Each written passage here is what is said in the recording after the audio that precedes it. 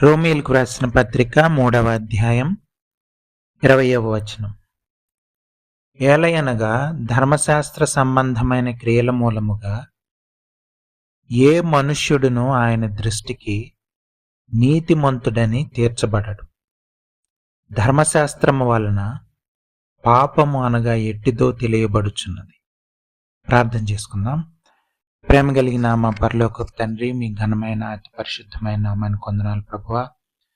ఉదయకాల సమయంలో మీ సన్నిధికి చేరి మిమ్మల్ని స్తుతించి ఆరాధించడానికి, వాక్యపు వెలుగులో మమ్మల్ని మేము పరిశీలించుకోవడానికి దయచేసిన ఈ అవకాశాలను బట్టి మీకు స్తోత్రాలు, వందనాలు తెలియజేస్తా ఉన్నాం ప్రభువా. ఈ సమయంలో ప్రభువనైనా వాక్యాన్ని ధ్యానించిన ఉంటుండగా ప్రభువనైనా మాతో మాట్లాడమని ప్రభువా. గడిచిన కాలంలో అనేక సార్లు మేము బలహీన పరిస్థితుల్లో ఉంటున్నప్పుడు, అవసరతలో ఉంటున్నప్పుడు మమ్మల్ని దర్శించారు, వాక్యం ద్వారా బలపరిచారు ప్రభువా. శాంతి సమాధానాలు దయచేశారు. అందును బట్టి మిమ్మల్ని మీకు వందనాలు, స్తోత్రాలు తెలియజేస్తా ఉన్నాం.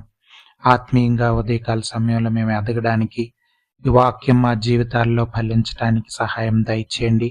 వాక్యం ద్వారా ప్రభువనైనా పొందుకోవలసిన ఆశీర్వాదాలు పొందుకోవడానికి కృప చూపించమని, ఆత్మీయ నేత్రాలు తెరవబడడానికి ప్రభువనైనా వాక్యం గ్రహించడానికి కావలసిన విశ్వాసం ప్రభువనైనా దయచేయమని ప్రాధేయపడతా ఉన్నాం. మీ వైపు చూడడానికి కృప చూపించండి. మీరే మాట్లాడమని ప్రాధేయపడతా ఉన్నాం ప్రభువా. మనుషుల మాటల వలన ఉపయోగం లేదని నమ్మి ఒప్పుకుంటూ ప్రభువనైనా ప్రాధేయపడతా ఉన్నాం. కృప చూపించండి. మాలో ప్రతి ఒక్కరితో మాట్లాడమని ప్రాధేయపడతా ఉన్నాం. సహాయం దయచేయమండి. వాక్యం విన్న ప్రతి ఒక్కరిని దీవించి ఆశీర్వదించమని ప్రభువనైనా మీ కృప సమాధానాలు దయచేయమని ప్రాధేయపడుతూ, ప్రతి ఆటంకాన్ని, అంధకార శక్తిని లయపరచమని ప్రాధేయపడతా ఉన్నాం. ఉదయకాల సమయంలో మీరేమై ఉంటున్నారో దాన్ని బట్టి మిమ్మల్ని స్తుతిస్తూ మిమ్మల్ని ఆరాధిస్తూ ఉన్నాం. మీ గొప్పతనాన్ని బట్టి, ఔన్నత్యాన్ని బట్టి, ప్రేమను బట్టి, వాత్సల్యతను బట్టి, విశ్వాస్యతను బట్టి ప్రభువా మిమ్మల్ని స్తుతిస్తూ మిమ్మల్ని ఆరాధిస్తూ కనపరుస్తూ ఉన్నాం. ప్రభువనైనా ప్రభా ఈ సమయంలో ప్రభువనైనా మాకు కావలసిన వాక్యం దయచేయమని, ప్రతి ఆటంకాన్ని లయపరచమని, అంధకార శక్తిని లయపరచమని యేసు ప్రభువారి అతి పరిశుద్ధమైన నామంలో ప్రార్థన అడిగి వేడుకుంటున్నాం తండ్రి. Amen, amen. ఒక ఆయన ఒక ఇంట్లో అద్దెకు, రెంట్కి ఉంటున్నాడు అనమాట. అయితే ఆ ఓనరు ఎవరైతే ఉన్నారో ఆయన చాలా ఎక్కువగా ఆయన దగ్గర అద్దె వసూలు చేస్తా ఉన్నాడు, అద్దె తీసుకుంటున్నాడు. అయితే అద్దె ప్రతి నెల ఆయనకి అద్దె చెల్లించడం చాలా కష్టం అయిపోతుంది. దానికి తోడు ఆయన చాలా ఫైన్లు లేకపోతే అవి వేస్తూ ఉన్నాడు. ఎక్కువ వాటర్ వాడినా లేకపోతే ఇంకా రకరకాలుగా ఎక్కువ ధనం ఖర్చు పెట్టాల్సి వస్తుంది. అతను సంపాదించిన జీతంలో చాలా భాగం, అంటే అతనికి ఏమీ మిగలకుండా లేకపోతే చాలా భాగం ఆ రెంట్కే అయిపోతూ ఉంది, జీతం అంతా కూడా. అయితే అంటే ఆ ప్రాంతంలో అంతా కూడా అలాగే ఉన్నాయి. ఎక్కడికి వేరే దగ్గరికి మూవ్ అవుదామన్నా ఆయనకి కుదరట్లేదు. ఇలాంటి పరిస్థితుల్లో చాలా కష్టాలు అనుభవిస్తున్న పరిస్థితుల్లో ఏం చేయాలో తెలియని పరిస్థితుల్లో ఒకసారి ఒక ఆయన తలుపు కొట్టాడు. తీస్తే ఈ రోజు నుంచి ఈ ఇంటికి నేనే ఓనర్ని. సో కాబట్టి మీరు ఇంక మీదట రెంట్ చెల్లించాల్సిన అవసరం లేదు, మీరు ఎంతకాలం ఉంటే అంతకాలం ఉండొచ్చు అని చెప్పాడు అనుకోండి. మీకు అంటే మనకి ఎంత రిలీఫ్ వచ్చేస్తుంది. ఇంకా పాత ఓనర్ మళ్ళీ వచ్చి డబ్బులు అడిగినా ఏం చేసినా సరే కొత్త ఓనర్తో మాట్లాడుకోమని చెప్పేస్తూ ఉండేవాడు అతను.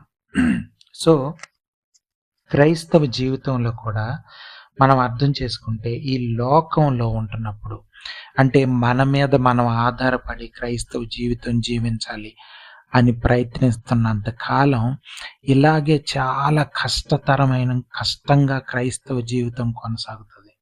అంటే మనం దేవుణ్ణి నమ్ముకోవచ్చు, లేకపోతే దేవుణ్ణి అంగీకరించవచ్చు, కానీ సైతాన్ ఏం చేస్తాడంటే ఈ విధంగా ఉండాలి, ఈ విధంగా ఉండాలని రూల్స్, రెగ్యులేషన్స్ మన ముందు పెట్టి మనల్ని శోధించడానికి ప్రయత్నం చేస్తాడు. క్రైస్తవ్యంలో అటువంటి శోధనలు చాలా ఎక్కువగా మనం గమనించవచ్చు. చాలా ఎక్కువగా ఇవి పాటించాలి, అవి పాటించాలి, లేకపోతే ఇట్లా చేయాలి, 10వ వంతులు ఇవ్వాలి, లేకపోతే రకరకాలుగా ప్రెషర్స్ క్రిస్టియన్స్ మీద పెట్టే అవకాశం మనకు కనిపిస్తూ ఉంటుంది. చాలా ప్రెషర్స్ నిజమైన మామూలుగా క్రైస్తవ జీవితంలో మనం గమనిస్తూ ఉంటాం. కానీ యేసు ప్రభు వారి ఈ లోకానికి వచ్చింది, మా ప్రాణం పెట్టి తిరిగి లేచి మనల్ని ఇటువంటి వాటి నుంచి విడిపించడానికే యేసు ప్రభు వారి ఈ లోకానికి వచ్చారని చాలా మందికి అర్థం కాకుండా సైతాను కన్నులు తెరుచుకోకుండా చేసేస్తూ ఉంటాడు. కానీ మనం బైబిల్ గ్రంథాన్ని బాగా అర్థం చేసుకొని, యేసు ప్రభు వారి జీవితాన్ని బాగా అర్థం చేసుకొని, శిష్యుల జీవితాలని బాగా అర్థం చేసుకోవాల్సిన అవసరం ఉంది. ఎందుకంటే నిజమైన క్రైస్తవ జీవితం బైబిల్ గ్రంథంలో, యేసు ప్రభు వారు జీవించిన జీవితంలో, శిష్యుల జీవితాల్లో మనకు కనిపిస్తుంది. కానీ ఇటువంటి శోధనలు మన జీవితాలు అంటే మనల్ని తప్పుదోవ పట్టించేవి చాలా ఉంటాయి. చూడండి, రోమీలకు రాసిన పత్రికలో 3:20లో మనం చదువుకున్నాం, ధర్మశాస్త్ర సంబంధమైన క్రియల మూలముగా ఏ మనుష్యుడును ఆయన దృష్టికి నీతిమంతుడని తీర్చబడడు. అంటే మనం చేసే ధర్మశాస్త్ర సంబంధమైన క్రియలు అంటే సబ్బాతును ఆచరించడం, అంటే విశ్రాంతి దినాన్ని పాటించడం, లేకపోతే రకరకాలైన నియమాలు పాటించడం ద్వారా మనం నీతిమంతులుగా తీర్చబడే అవకాశం లేదు. చూడండి, ఇది మనం చాలా జాగ్రత్తగా అర్థం చేసుకోవాల్సిన అవసరం ఉంది. జస్టిఫికేషన్ అన్నది వర్క్స్ ఆఫ్ ద లా మీద ఆధారపడి లేదు. ధర్మశాస్త్ర సంబంధమైన ఎందుకు ఆధారపడి లేదు అంటే, ముఖ్యంగా మనం అర్థం చేసుకోవాల్సింది, ధర్మశాస్త్ర సంబంధమైన క్రియలు మనం పూర్తిగా నెరవేర్చే అవకాశం, క్రియలు చేసి నీతిమంతులుగా తీర్చబడే అవకాశం లేదు. చూడండి, గలతీలకు రాసిన పత్రికలో 2వ అధ్యాయం 16వ వచనం, ధర్మశాస్త్ర సంబంధమైన క్రియల మూలమున ఏ శరీరియు నీతిమంతుడని తీర్చబడడు కదా.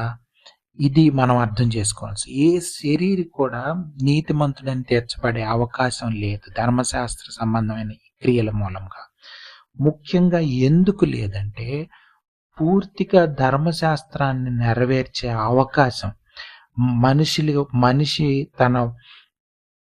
మనిషి వలన అయ్యేది కాదు. చూడండి, యాకోబు రాసిన పత్రికలో ఒక మాట ఉంది, 2వ అధ్యాయం 10వ వచనం, ఎవడైనను ధర్మశాస్త్రమంతయు గైకొనియు ఒక ఆజ్ఞ విషయములో తప్పిపోయిన ఎడల ఆజ్ఞలన్నిటి విషయంలో అపరాధి అగును. చూడండి, ఒక్క ఆజ్ఞ మనం గాని పాటించకపోతే, అంటే ఒక 100, 200, 300 ఆజ్ఞలు ఉన్నాయి అనుకుందాం ఫర్ ఎగ్జాంపుల్. అందులో 300లో 299 ఆజ్ఞలు పాటించేసాం అనుకుందాం ఉదాహరణకి. ఒక ఆజ్ఞ మటుకు పాటించలేకపోతున్నాం. అప్పుడు ఆజ్ఞలన్నీ పాటించట్లేదన్న అర్థం వచ్చేస్తుంది. ఇది ఈ లోకంలో జరిగే మామూలు పరీక్ష లాంటి పరీక్ష కాదు. 99 మార్కులు వచ్చాయండి, 1 మార్కే కదా పోయింది, నేను చాలా హై మార్కుల్లో పాస్ అయ్యాను కదా అని అనడానికి లేదు. ధర్మశాస్త్రంలో పూర్తిగా 100/100 రావాలి మనకి. అంటే 100% ధర్మశాస్త్రాన్ని పాటించగలవా? పాటించే అవకాశం లేదు. ఎందుకంటే మన శరీరం పాపంతో నిండిపోయింది. మన ఆలోచనలు, తలంపులు, శరీరం పాపంతో నిండిపోయిందంటే మన ఆలోచనలు, తలంపులు అన్ని పాపంతో నిండిపోయినాయి. అరికాలు నుంచి నడినెత్తి వరకు మంచి ఆలోచన వచ్చే అవకాశం లేదు. అటువంటిది ఎంత మనం నిగ్రహించుకొని పాటించడానికి ప్రయత్నించినా పాటించే అవకాశం లేదు. కాబట్టి ముఖ్యంగా అందుకు దేవుడు దాని ద్వారా మనల్ని నీతిమంతులుగా తీర్చలేడు. కాబట్టి యేసు ప్రభువారు ఈ లోకానికొచ్చి మన పాపాన్నంతటిని ఆయన మీద భరించి ఆయన సిలువ మరణం తను తాను అప్పగించుకొని మనల్ని విడుదల చేశాడు. చూడండి, ఇక మీదట మనం పాపం ధర్మశాస్త్రం అనే కాడి కింద బ్రతకట్లేదు. మనం ధర్మశాస్త్రం అనే ఒక దాని కింద బ్రతకట్లేదు. అంటే అది ఒక పెద్ద, చూడండి, ముందు చెప్పాను, ఆ యొక్క రెంట్ పే చేయడానికి చాలా అతను స్ట్రగుల్ అయిపోతున్నాడు. కాబట్టి కొత్తగా ఒక ఓనర్ వచ్చాడు, ఆయన రెంట్ పే చేయాల్సిన అవసరం లేదని చెప్తున్నాడు. అంటే యేసు ప్రభువారు మన జీవితంలో ప్రభువుగా, రక్షకునిగా మనం అంగీకరిస్తే మన ప్రభువు ఆయన అయితే మనం ఇంకా స్ట్రగుల్ అవ్వాల్సిన అవసరం లేదు ధర్మశాస్త్ర సంబంధమైన క్రియలు చేయడం. ఎందుకంటే యేసు ప్రభువారి మీద ఆధారపడినప్పుడు మన ద్వారా యేసు ప్రభువారు జీవిస్తున్నప్పుడు ఈ ధర్మశాస్త్రం అనేది, నియమాలు పాటించడం అనే స్ట్రగుల్ కింద వాటి కింద బ్రతకాల్సిన అవసరం లేదు. అప్పుడు దేవుడే, పరిశుద్ధాత్మ దేవుడే మన ద్వారా అటువంటి క్రియలు విశ్వాస సంబంధమైన క్రియలు జరిగిస్తాడు. చూడండి, ఎఫ్సీలకు వ్రాసిన పత్రికలో 2వ అధ్యాయంలో ఒక మాట, 8 నుంచి 10 వచనాలు చదువుతున్నాను. చూడండి, మీరు విశ్వాసము ద్వారా కృపచేతనే రక్షింపబడి ఉన్నారు. ఇది మీ వలన కలిగినది కాదు, దేవుని వరమే. మనకు రక్షణ వచ్చింది ఎలా జరిగిందంటే, మనం యేసు ప్రభువాన్ని నమ్మాం.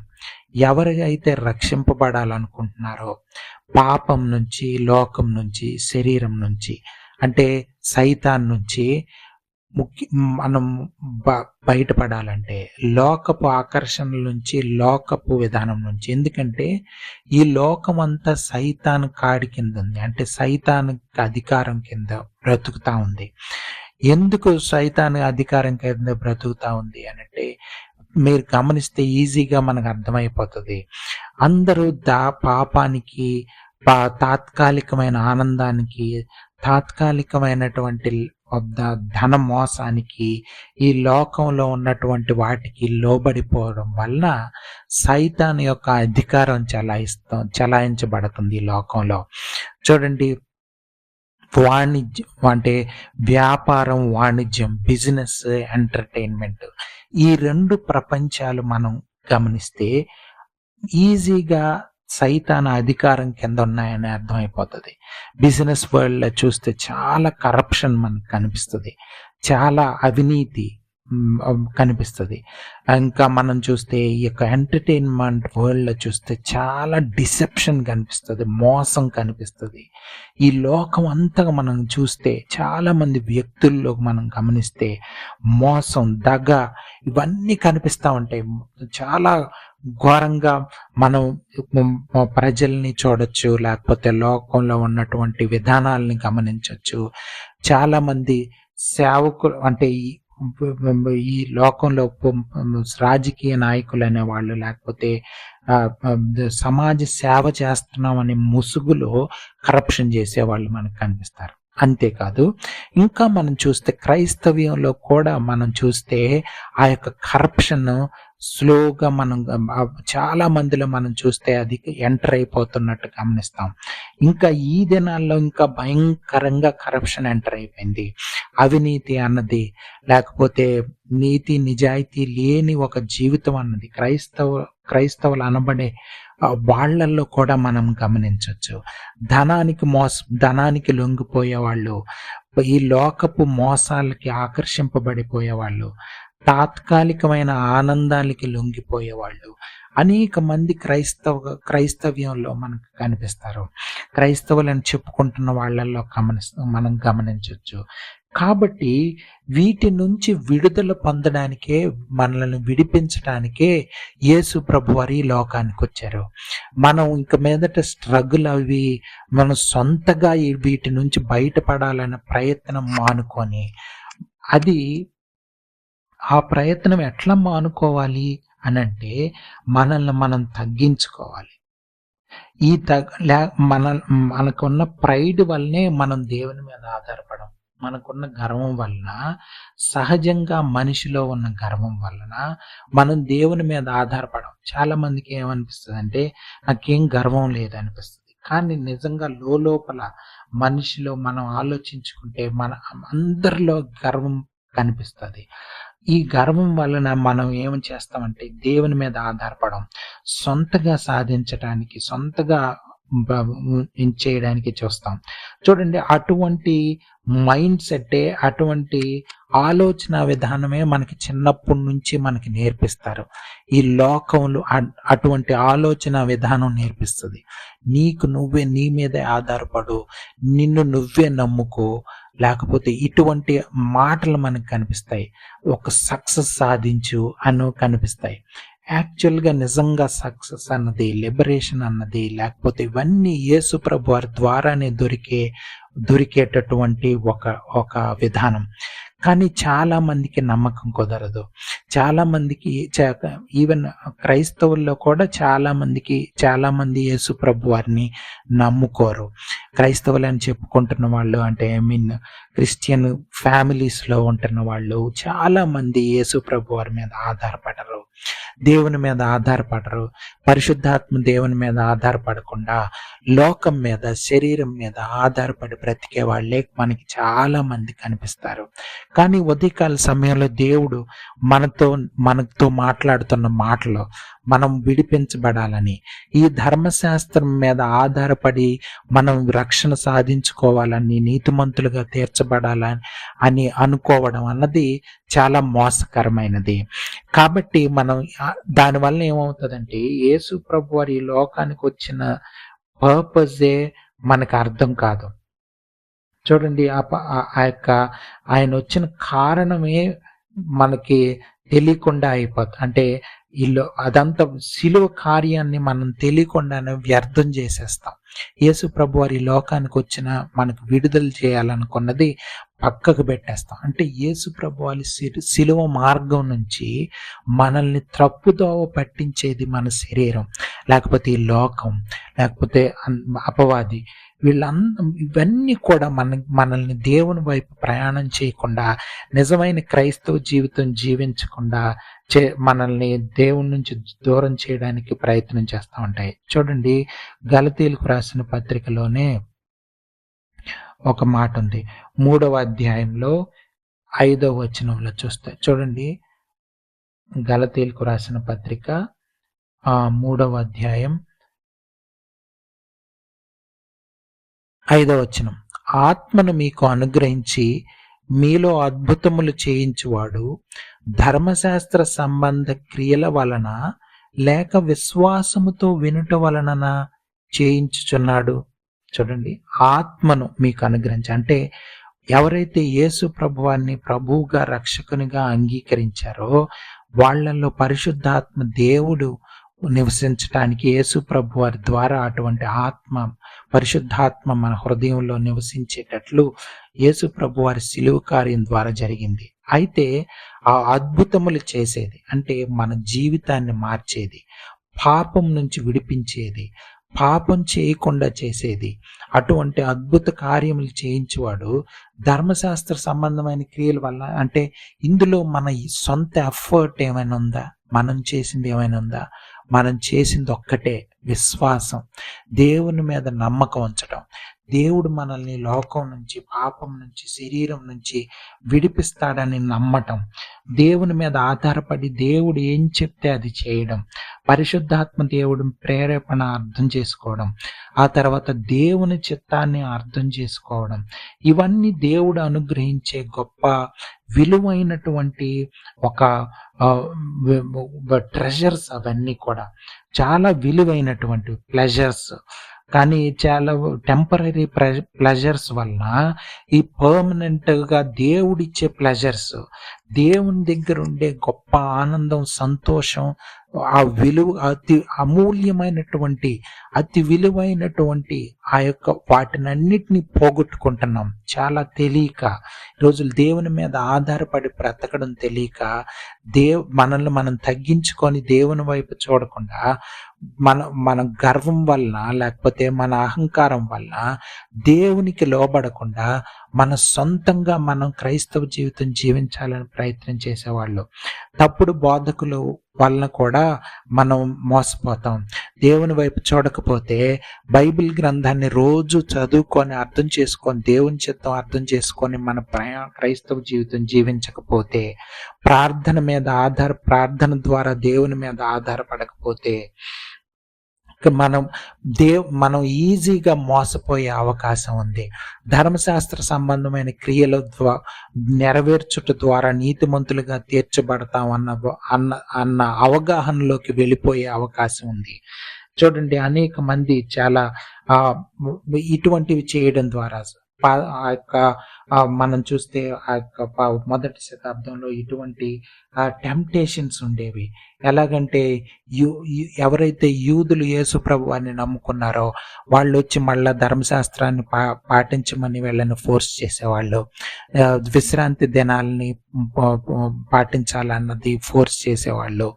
లేకపోతే ఇంకా మీరు సున్నతి చేసుకోవాలని, లేకపోతే రకరకాల యూద మతంలో ఉన్నటువంటి మతపరమైనటువంటివి క్రైస్తవుల్లో రుద్దడానికి ప్రయత్నించేవాళ్ళు. ఈ రోజుల్లో కూడా మనం చూస్తే అటువంటి మార్గం ఒకటి ప్యారలల్ గా సైతాన్ క్రియేట్ చేస్తా ఉన్నాడు. అంటే యేసు ప్రభు వారి మార్గం కాకుండా, యేసు ప్రభు వారి మార్గం లాగా కనిపించే ఒక మార్గాన్ని సైతాన్ క్రియేట్ చేసి అనేక మంది క్రైస్తవుల్ని మోసం చేస్తా ఉన్నాడు. అనేక మంది మోసపోతా ఉన్నారు. చూడండి, మనం ఈ యొక్క ఆచారాలు, పండుగలు, దినాలు లేకపోతే ఆచరించడం, వీటిని పాటించడం ద్వారా నీతిమంతులుగా తీర్చబడతామని అనుకుంటే అది చాలా మోసం. చూడండి, కొన్ని దినాలు ఉపవాసం ఉండడం ద్వారా, లేకపోతే కొన్ని దినాలు ఏదైనా తిండి హాఫ్ డే తినడం వలన, లేకపోతే సాదాసీదా బట్టలు కట్టుకోవడం వలన, లేకపోతే నీతిమంతులుగా తీర్చబడతామన్న ఆలోచన ఉంటే మానుకోవాల్సిన అవసరం ఉంది. ఉదయకాల సమయంలో మనం నేర్చుకోవాల్సిన గొప్ప పాఠం ఏంటంటే, వాటి వలన మన నీతిమంతులుగా తీర్చబడం. ఇంకా చూడండి, ఆ యొక్క చూస్తే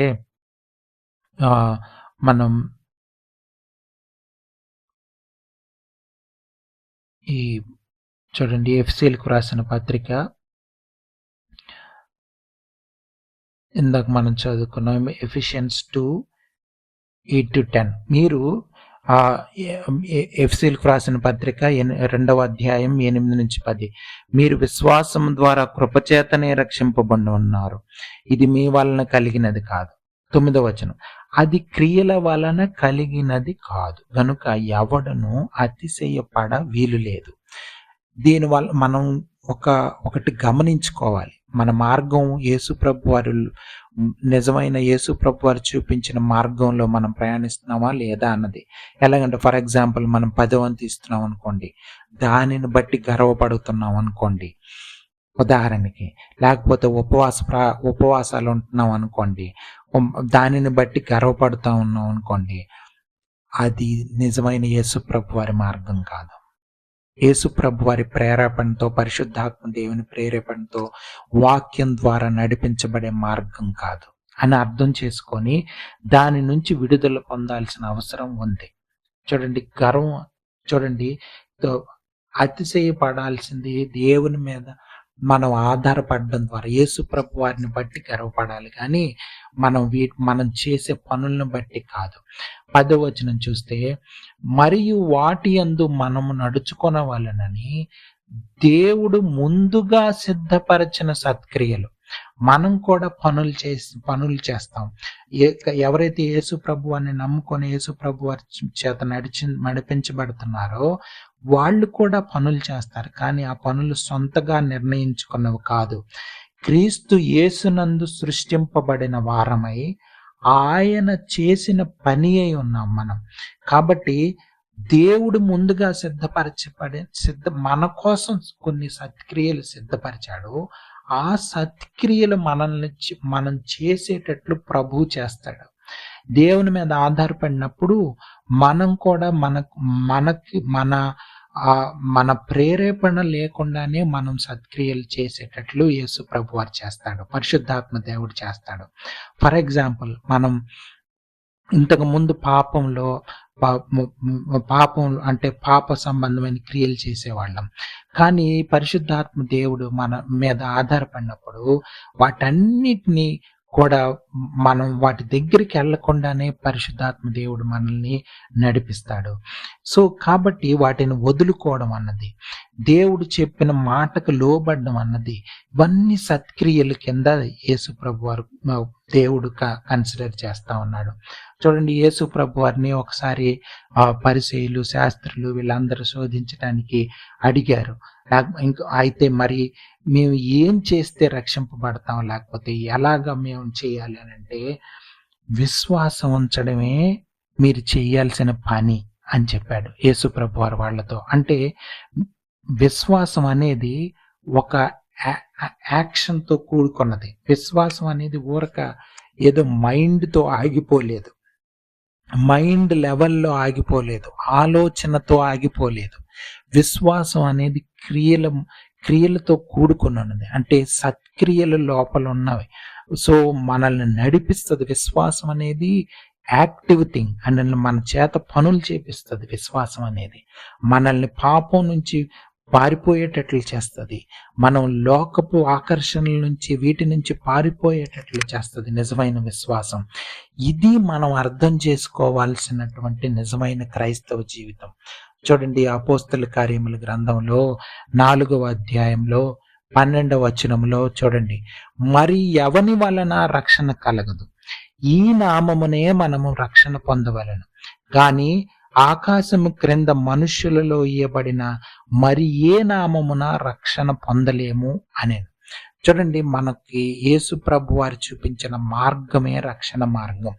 యేసు ప్రభు వారు జీవించిన జీవించడం ద్వారానే రక్షణ మనకు దొరుకుతుంది. పరిశుద్ధాత్మ దేవుడు ఆ విధంగా మనల్ని యేసు ప్రభు వారి స్వరూపంలోకి రూపాంతరం చెందబడడానికి మనల్ని ప్రతిరోజు నడిపిస్తాడు. వాక్యం చదువుకునేటప్పుడు పరిశుద్ధాత్మ దేవుడు మనతో మాట్లాడమని మనం ప్రాధాన్యపడినప్పుడు పరిశుద్ధాత్మ దేవుడు మనతో మాట్లాడి మనకి దేవుని వాక్యం అర్థం అయ్యేటట్లు చేసి మనల్ని నిజమైన క్రైస్తవ జీవించడానికి మనకు సహాయం చేస్తాడు.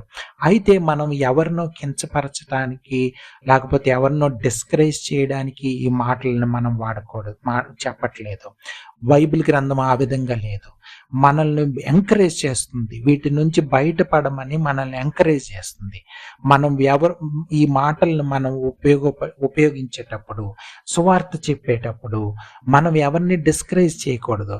నువ్వు ఇలాగెందుకు చేస్తున్నావు, అలాగెందుకు చేస్తున్నావు, ఈ దినం ఎందుకు పాటిస్తున్నావు, ఈ 40 దినాలు ఎందుకు ఇట్లా చేస్తున్నావు అని డిస్కరేజ్ చేయకూడదు. ఎంకరేజ్ చేయాలి. వాటి నుంచి వాళ్ళు బయటపడేటట్లు మనం ఎంకరేజ్ చేస్తే బైబిల్ గ్రంథం కూడా అదే చెప్తుంది. ఒకవేళ వాళ్ళ మైండ్ సెట్ ఎట్లా ఉన్నదని అర్థం చేసుకొని వాళ్ళని ఎంకరేజ్ చేసి వాటి నుంచి బయటపడేటట్లు యేసు ప్రభు వారి మార్గంలో వాళ్ళు ఉండేటట్లు మనం చేయాల్సిన అవసరం ఉంది.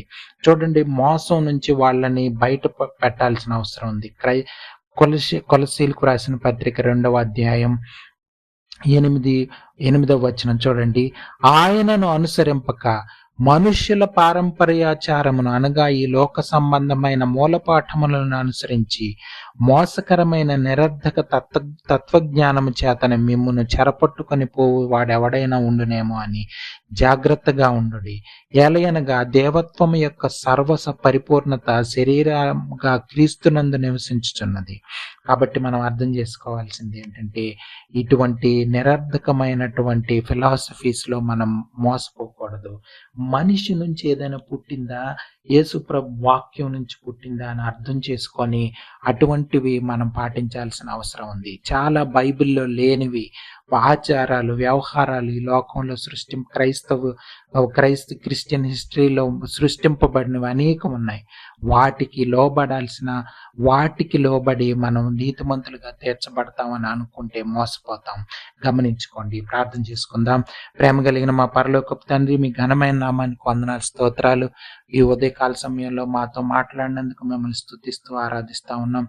ఇటువంటి లిబరేషన్, ఇటువంటి విడుదల వాక్యమైన ప్రతి ఒక్కరికి దొరకాలని పరిశుద్ధాత్మ దేవ ఇంకా వాళ్ళను ఆలోచింపజేయమని, వాళ్ళ జీవితాల్లో కార్యం జరిగించమని ప్రాధేయపడుతూ ఉన్నాం. విన్న ప్రతి ఒక్కరిని దీవెనలతో, ఆశీర్వాదాలతో నింపమని, విడుదల దయచేయమని యేసు ప్రభు వారైతే పరిశుద్ధమైన నామంలో ప్రార్థన అడిగి వేడుకొంచున్నాం తండ్రి. ఆమేన్.